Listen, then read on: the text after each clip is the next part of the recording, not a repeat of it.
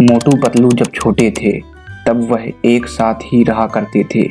गर्मियों का मौसम था, बहुत ज़्यादा गर्मी पड़ रही थी। मोटू को घर के अंदर बहुत गर्मी लग रही थी। मोटू पतलू से कहता है, पतलू मुझे बहुत गर्मी लग रही है, मैं जा रहा हूँ, थोड़ा बाहर से घूम के आता हूँ। पतलू कहता है, ठीक है, पर जल्दी घर आना, रात बहुत हो गई है। मोटू शहर के बाहर चला जाता है। कुछ देर चलने के बाद मोटू थक जाता है और वह वहीं पास एक पेड़ के पास जाकर खड़ा हो जाता है।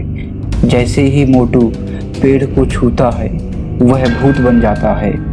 मुझको छुआ, हा हा हा हा हा हा। उधर पतलू घर में मोटू का इंतजार कर रहा था। मोटू ने तो कहा था मैं घूम के जल्दी घर आ जाऊंगा, अभी तक आया नहीं, ना जाने कहाँ होगा मोटू। पतलू मोटू को ढूंढने घर से बाहर जाता है। ढूंढते ढूंढते थोड़ी देर में पतलू मोटू को ढूंढ लेता है। जैसे ही पतलू मोटू को देखता है वह बहुत डर जाता है, क्योंकि मोटू तो भूत बन चुका था। मोटू पतलू से कहता है, डरो नहीं, मैं मोटू ही हूँ।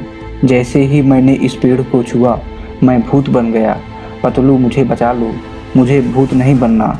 तभी अचानक पेड़ से डरावनी आवाज़ आती है, इस आदमी ने मुझको छुआ था, इसलिए मैंने उसको भूत बना दिया। पतलू सारी बात समझ गया। जिस पेड़ को मोटू ने छुआ था वह कोई साधारण पेड़ नहीं, जादुई पेड़ है। मोटू तुम रो नहीं, यह सब इस पेड़ ने किया है। पतलू पेड़ से कहता है, पेड़ जी, मोटू को दोबारा भूत से आदमी बना दीजिए, आप जो कहेंगे मैं वो करूँगा।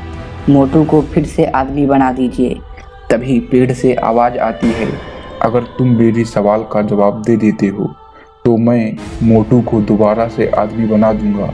ऐसा कौन सा फल है जिसे समय आने पर खाया जा सकता है, पिया जा सकता है और जलाया भी जा सकता है?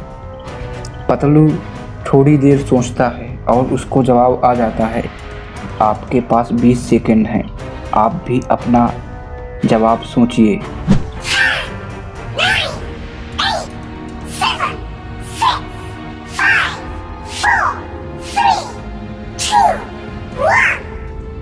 नारियल को खाया भी जा सकता है, पिया भी जा सकता है और जलाया भी जा सकता है। यह जवाब पतलू पेड़ को देता है। पतलू का जवाब सही होता है। पेड़ मोटू को दोबारा से आदमी बना देता है और अंत में मोटू पतलू दोनों लोगों की जान बच जाती है।